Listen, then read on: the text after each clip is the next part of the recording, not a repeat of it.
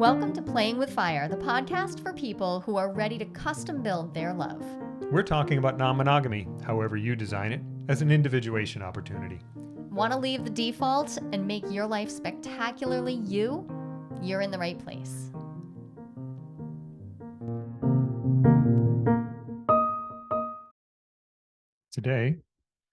This time, we're going to talk about enmeshment and overfunctioning and underfunctioning. Well, I think that's a good direction to take because we could talk about enmeshment just as a concept, but I find it's most productive to talk about it in how it shows up in our over and under functioning. Yes, because I wanted to talk about me, so I thought we would talk about underfunctioning a little bit. Well, and I think of it from the point of view of enmeshment, although it's a little more complicated than that. It is complicated, but the title of this episode was, Are You Overfunctioning? Because honestly, I don't think most people want to admit if they're underfunctioning. So if you're here and you're slightly suspicious that you're an underfunctioner, don't get freaked out. It's okay. This is a call and response of psychological frickin' frack. It's okay. This is a way that people operate in the world. We're going to talk about it. We'll unpack it a little bit and see if you can't make a little sense of how you might do your relationships a little differently by just starting to be more cognizant of how you show up in them. Yes. We've been together for many, many years, and showing up differently in the functioning aspect has it's changed how I show up. I mean, in my job, like the skills, it touches everything. So yeah. So let's talk about and you know how I like to define terms. All right. What do you want to define first? Let's talk about the word enmeshment. Yeah. It comes out of it in psychology. It actually came out of Salvador Minuchin's work back in the 70s, I believe, maybe late 60s, certainly not later than the mid 70s. And he was talking about family systems, specifically how families could become enmeshed. But it applies to, like, it's not just about parent-child relationships. The concept of enmeshment can easily apply to any close group of people, any two or more people. But enmeshment is a sense of dependence on each other that, it's a bit of a Monet. It can look real pretty from far away, but you get up close and it's a hot mess. It erases individuality within it because each person's existence actually relies on the other person's existence. Well, it's funny, you were talking about family systems, and I was thinking about my experience in my family of origin. And my existence was very much, as I experienced it, defined not just in relation to, but like I was who I was because of how everybody else acted. And if they changed, I changed. Right. Like and that, I think back to that and I'm like, oh, I wonder how often I'm doing that now, because that does not sound like a good time for me. Yeah, we play roles out in our families too. Yeah. But we have a bunch of kids and we notice how they start dividing up those cards, who can be what. But enmeshment is it gets more specific, right? It is so let's see. Let's describe enmeshment. Okay. Because if you're enmeshed, you'll recognize yourself. And again, this doesn't don't feel hopeless. Let's preface this with, please allow yourself to know that if you recognize yourself as enmeshed, that's not the end of the world. You can start untangling that. But it tends to look like responsibility for managing each other's feelings. I'm responsible for managing how you feel. That's my role. And that shows up for me with, oh, you're having a feeling. I need to respond. Yeah, I don't walk around thinking I'm responsible for your feelings, but when you have them, I respond as though it's my job to help you manage them, to manage them, to Right. provide you with feedback that's going to As alter if how you I experienced it. as if I can't do that myself. As it yeah. But and this is where our patterns from childhood can easily play out because I didn't ask you to do that. Nope. We did not negotiate that. Nope. And we have a really well negotiated relationship, but that's the role that you are used to playing out. You Yeah. played it out then again for many years with somebody else, and now you play it out with me. And I have to actively work And it's funny, I would against say, it. well, um, it's something I'm comfortable doing. I'm competent at it, except I'm not actually all that good helping other people manage their Well, emotions in this way. I mean, let's be real. And you nobody's can't. like we You can't can't. actually. It's not reasonable. Yeah. It is not reasonable, which doesn't mean we don't. Hey, this is not the same thing as taking each other's feelings into account. No, it's Taking not the each other's same. feelings Mhm. into account is very important and is very relational, but being responsible for managing each other's feelings, that's a different story. Another way that this shows up is having a lack of boundaries, or it's not allowed to have Yep. boundaries in this relationship. And I hear this show up for couples in particular, and especially if they're at the beginning of transitioning from monogamy to non-monogamy, they'll talk about how, oh, we don't need boundaries. Like we just love each other. We don't need boundaries. That's a red flag. Yep. And, it's a red flag for me in part because, well, maybe that worked for you up till now, but if you're going to explore any sort of more complex relationship, and you're going to start your individuation journey, boundaries become not just necessary, but they are a natural part of that process. Simply understanding where you start and I stop and recognizing that. It's also a normal part of the developmental process of any human growing to start recognizing where our edges are, which again doesn't mean that I don't take into account the fact that you're different than I am. And that means you might have different needs, different wants. And so we might lean more into yours than mine in any moment. That it doesn't mean that we discount each other, but a lack of boundaries or highly porous boundaries, Mhm. that's a warning sign.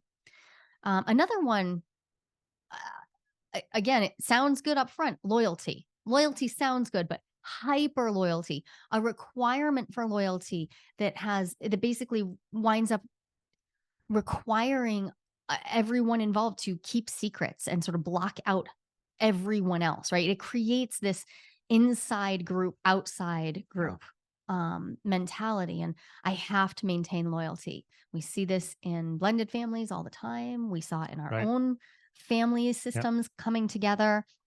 The And demand for loyalty and that turning into secret keeping and a demand for secrets because you don't share outside. We're all tight knit and we're the only ones who care for each other and it creates this tightness. and a place where this is a particularly challenging trait is to bring it into the hinge position in In a a non-monogamous non-monogamous relationship. relationship Yeah. system. To my So if you're among enmeshed my with many me, failings of my hinge skills in our first triad, there was my enmeshment. Honestly, before long with both of you oh yeah, in because different directions, yeah, and the loyalty and the secret keeping and those weird in group out group boundaries, yeah, porous boundaries within one area and then hard boundaries in other areas. It's very uh it doesn't go well. It doesn't lead to relation. yeah. And it doesn't allow for you to actually understand what works for you as an individual Not at and all. to exist that way. Not at Yeah. all. So encouraging groupthink, I think, falls right in line with that. Encouraging, like, we all have to think alike. We both have to think Oh alike. We yes. can't Mhm. have different opinions. We can't have disagreements. Like, we have to be on the same page. We have to think alike. Mhm. And this is one that I find particularly challenging with you, is that often you you will rush to agree with me Yeah. where I want to stay in the tension of no, Yep. but what do you think? How do you see this? And I want to allow us to come to to figure out where the in between is. But you have rushed to agree because that space between, it seems that space between feels threatening. It feels scary, or at least There's that's what it looks like from here. Yeah.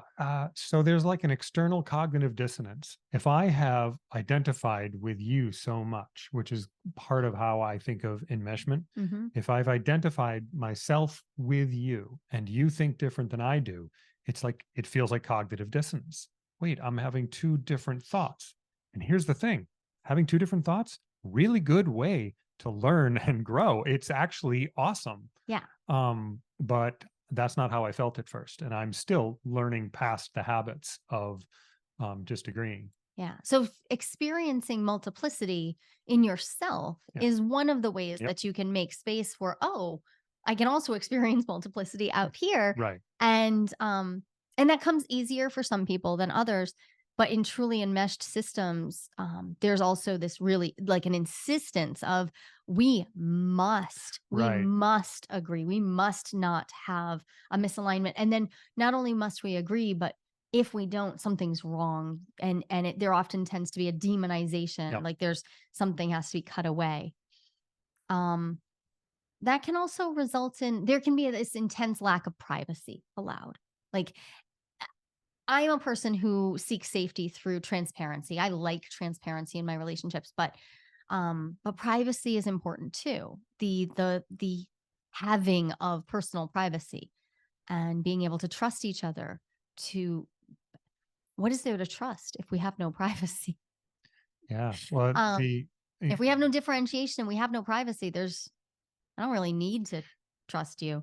if I've Um, decided that I'm going to think the way you do, um, well, that means that you have essentially access to my thoughts. There it is. There's no privacy now, yeah, and that's yeah. all gone.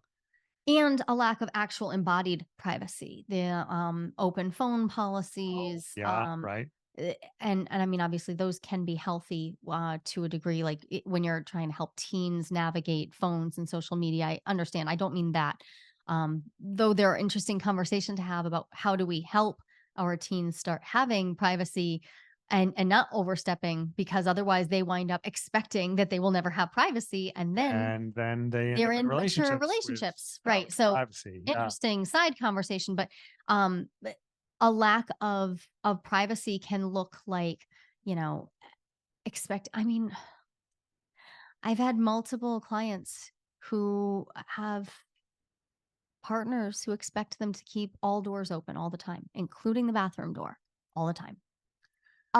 So Uh that's definitely a lack of privacy. yeah. I mean, in our Or culture, they that's not violate. how. Right, violating privacy by reading each other's emails, by, reading diaries, by reading yeah, like, not allowing for privacy, but also violating privacy.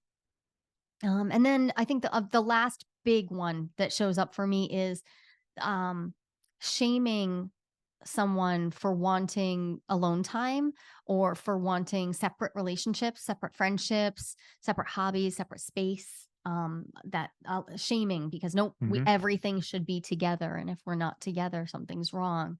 But that can also show up as guilt, Well, I was going to say right? It doesn't have to just some people are born to enmeshment, and some people have it thrust upon them.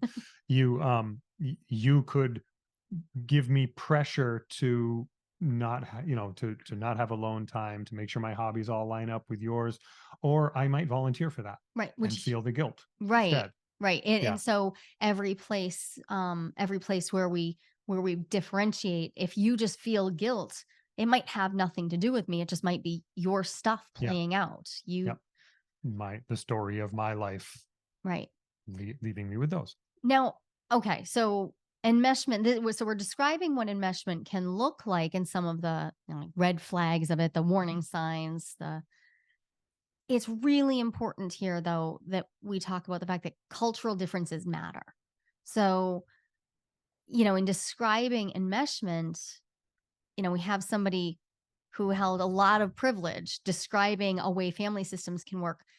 But that's not how all cultures work. Yeah. That's Right. really only relevant to like white American a modern cisgender mononormative culture, right? So if you if you stand outside of that, it may not be reasonable to have the same expectations. And this is a really tricky area. It's not for me to decide what is culturally appropriate for you and how you want to be.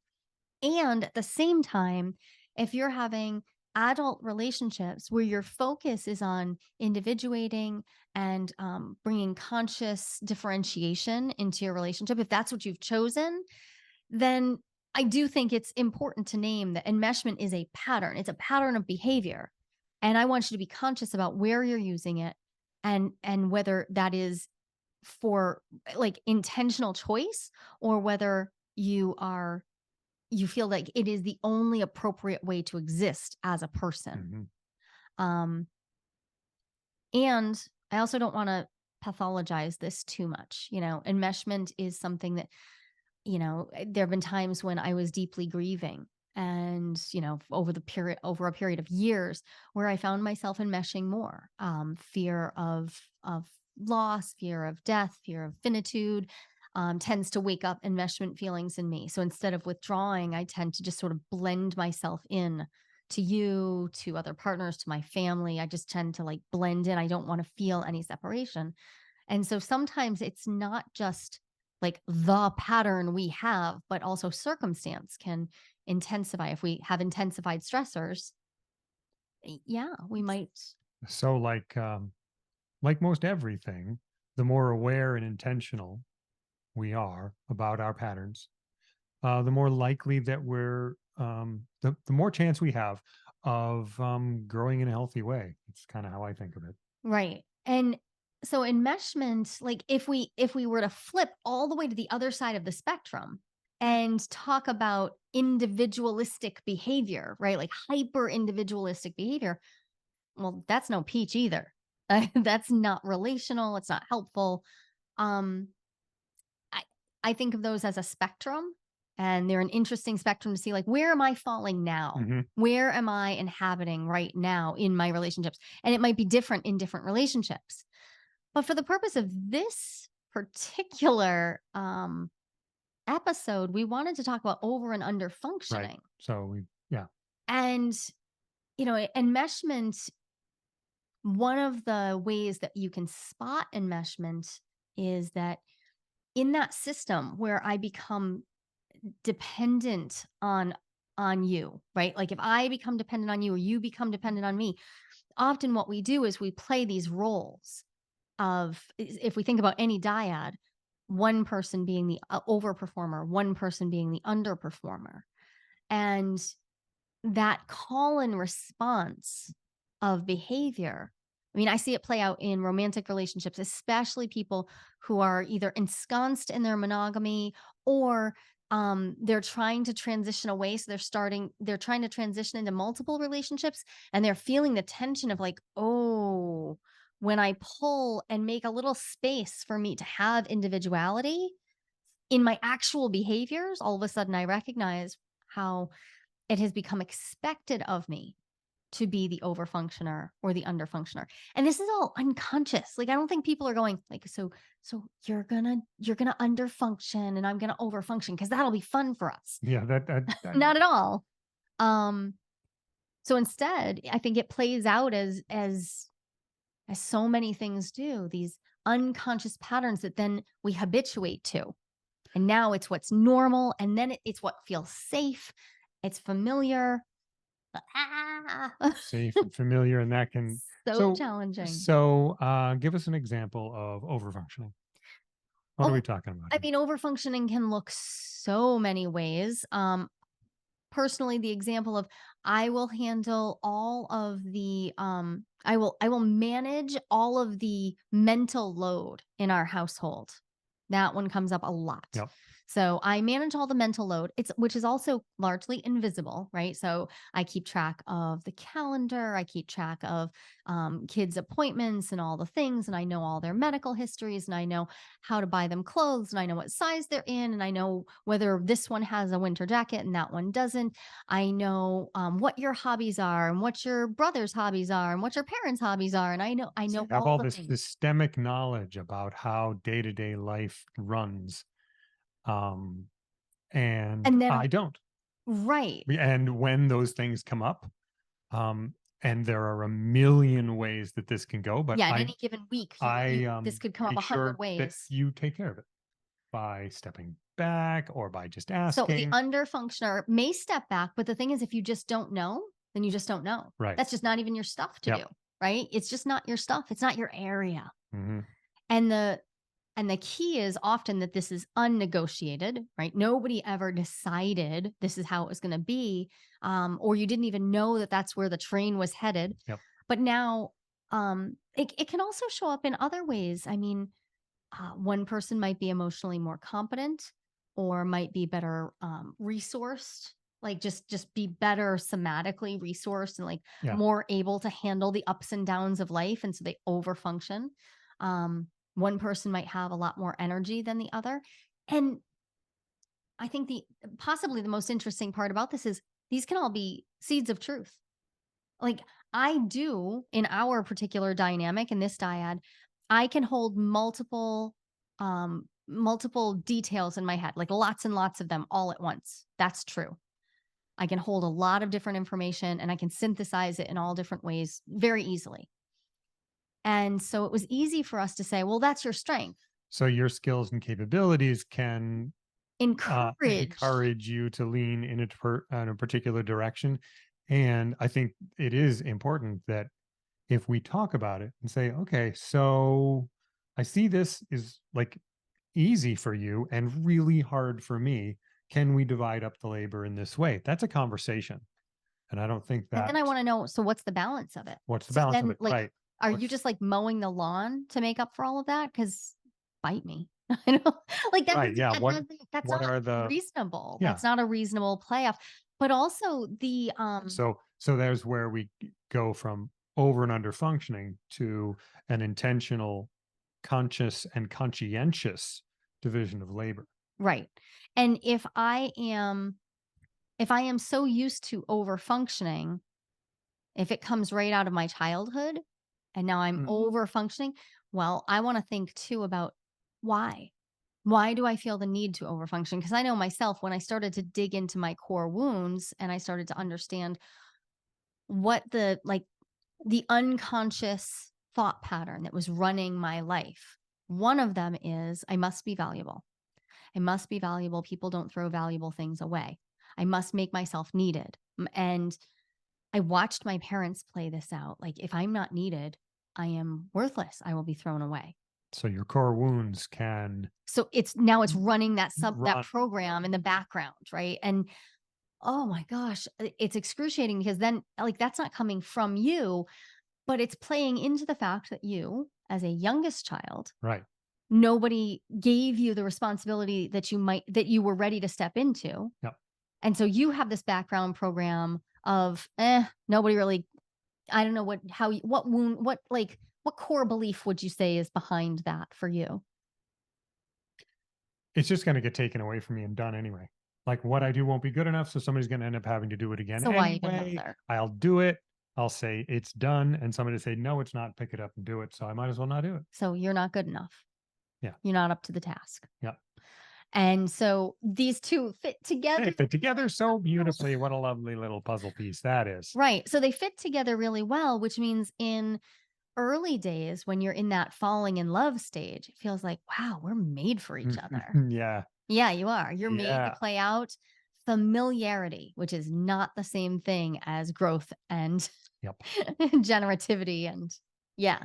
And it takes so much effort to stay conscious of this. I mean, I think on a week by week basis, I feel us paying it, like having to pay attention to, like, oh my gosh, wow, we just keep showing up Yep. Yep. in Oh, this over same and over pattern. and over. Um, And so that's a way that it can go. Yep. But I mean, you're listening to a podcast about non-monogamy and individuation. If you're choosing an individuation oriented relationship, right? Individuation being the process of you bringing unconscious material into consciousness so that you can become your full self, a fully expressed version of you, the most you version of you possible. And if you want to do that in a relational way and you want to honor the other, then Dan Siegel's concept of intradependence is really, really helpful, right? So intradependence takes very seriously the fact that we are all connected. Like all humans, and we in this relationship, we are connected, and there's a self. And So it's a there's a little self. different from interconnected, because interconnected, that word doesn't actually, like, biologically, it doesn't. Siegel talks about this really well. It doesn't actually um, make up. There's no actual clear point of there being two distinct selves, Okay. right? That exist. There's just the connection of all these parts. Um, I want to know you as other, and I want to know me as self, and I want to allow this to unfold in a way that's healthy for all of us and make space for us to grow through these enmeshed patterns and not stay stuck. Um, it's really, really tricky to stay aware of over and under functioning. But one of the things that I think has worked really well for us is noticing where we're stuck in these, like, systemic level obligations to each other. Hmm. Like, I have to be this because you're that. Yeah. And you have to stay that because I'm this. And if I have to hold one of these roles, how how attuned can I really be to who I am, who I am unfolding, who I am becoming, um, versus staying who you need me to be? So you're talking about things from an individuation point of view. Yeah. Very, very important. And there are relational issues here as well. So here we are in our over functioning, under functioning pattern. And there are, I know there are times when, so I was just describing, yeah, my not good enoughness. Mhm. Well, built into that really fast comes resentment. Mm. Like, oh, yep, I did this thing and it didn't matter. And now I will resent you for your over functioning. It's like it was okay the way it was. You don't need to pick it up and okay, now it's so now resentment comes up, which I can feel like in my body. I can pay attention to my somatic response to what's going on. And that lets me know, it's a way that I can let me know, oh, so there's under functioning happening. Like So you can use I it made space for you to as an awareness tool. as an awareness tool. Yep. And also as a way of noticing a risk to our relationship, because resentment is a risk to relationship. It is. And if I let it go, if I'm just like, oh, okay, that happened again. Now I'm just gonna put that on the pile. That will become a problem If you someday. eat a lot of resentment, you're gonna get a stomach ache. Yep. And that stomach ache tends to turn into contempt. And contempt, it is not a good look in relationships. It does not work out well. Even if you stay together, that's not good. It's not a great environment. So what do we do? What do we do? I appreciate that you brought up that, like, somatic awareness piece. Like, I need to become aware of my piece of this puzzle, because enmeshment erases individuality, right? It forces this sense of dependence, of enmeshed dependence, where I must be part of your system and you must be part of mine. Like, we live inside of each other. We are Mhm. inseparable. And so if I can cultivate an awareness of my embodied self and simply start paying attention to the sensations that I experience as separate from yours. Earlier tonight, as we started recording this podcast, you said that you had a stomach ache, Mhm.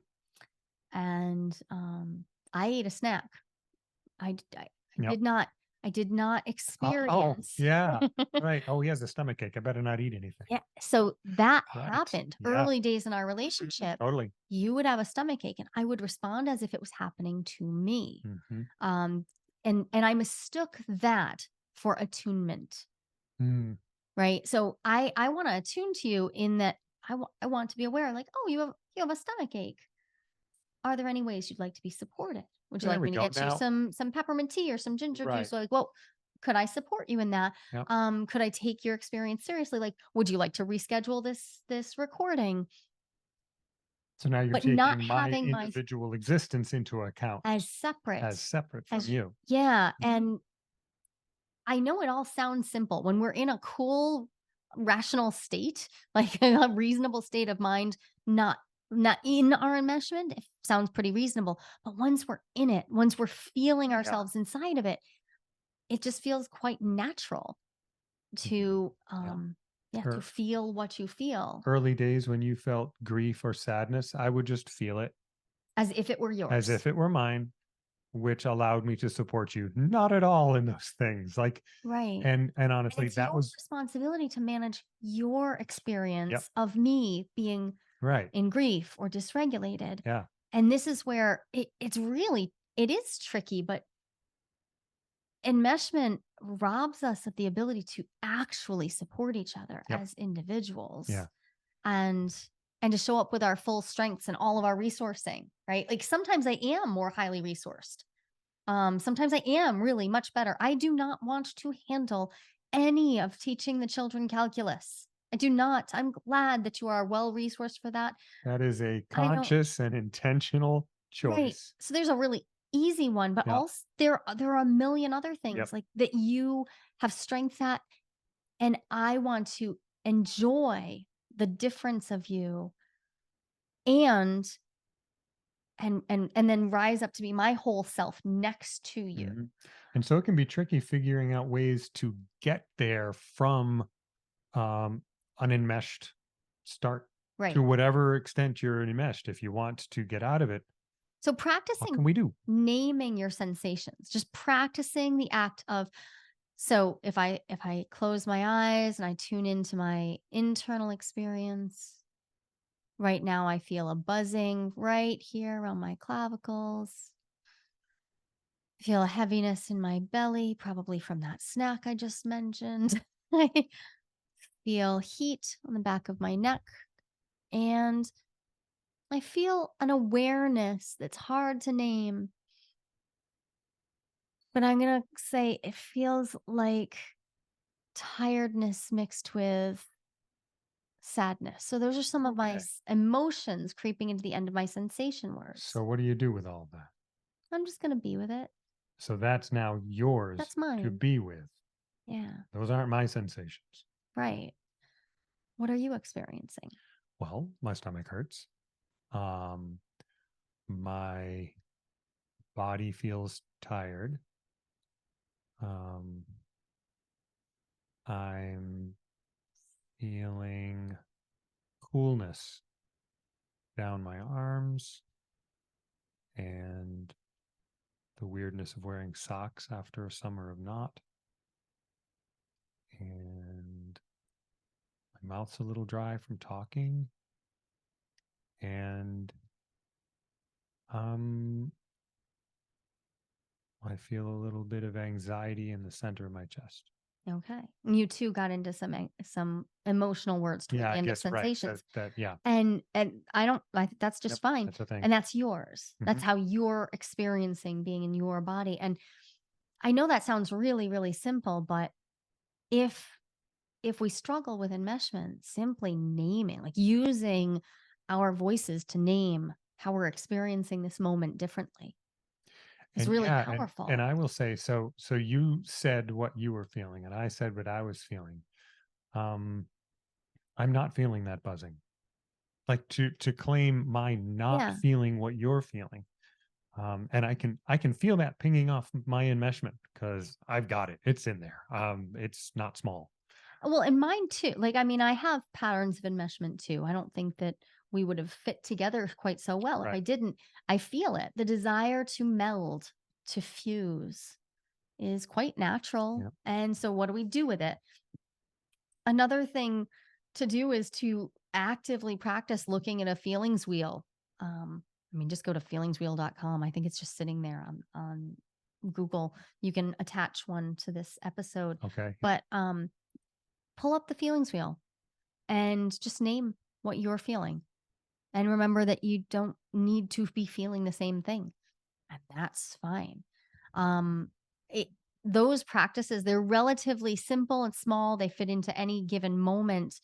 Um, and then there are bigger practices, Hmm. all of the ways that we can start disentangling ourselves, And creating intentional space and to these are be going, separate and different. And they yeah, can feel really dysregulating if you're used to enmeshing. and these are going to be very unique to your specific relationship environment.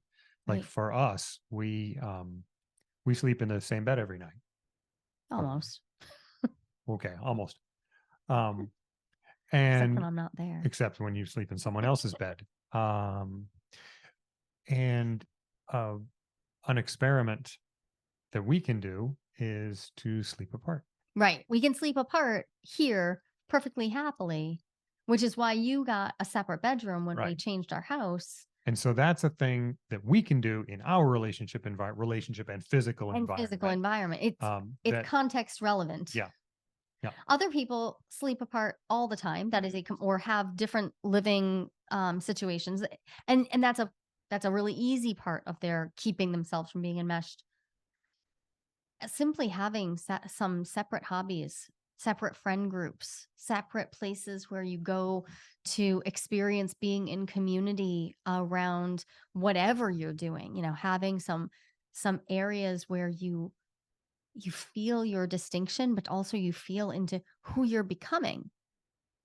And I loved watching you. This fall, we started going to yoga at the same place, but you started jujitsu someplace that I never set foot in. right. And those two different experiences they're very telling for me. I feel the difference between you going off to have a different experience and how nourishing that feels for me. I feel really good about it. Like, yes, Hmm. you're doing your thing. You're going to come home with more you. Versus going to yoga together, which I find really nourishing for our relating and really nice for our embodied experience of being more well It is that. regulated because Yeah. we're practicing this thing that feels really good for each of us. But it doesn't feel at all disentangling. It can, in fact, become more Right. fuel for that enmeshment Yeah. fire. Um, Disentangling experiments really, I think they start off as simple as creating intentional space to date yourself, to be with yourself. And when you're in the non-monogamous realm, sometimes you spend all of your dating on other people or on one other person. Hmm. And I find that to be almost as challenging, right? Like the real trick is to figure out whether you can be with yourself and with other people, right? Like you are another people and Yeah. allowing that Right. to be. And allowing yourselves to have a sense of privacy around your